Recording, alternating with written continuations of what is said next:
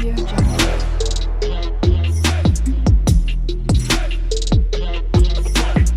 Audio Jungle. So, welcome everyone to another exciting video. Today, we'll learn how to create a todo list app using JavaScript and store the data in local storage. Without any further delay, let's jump right into it. First, we'll start by preparing the structure of the app and styling it using CSS.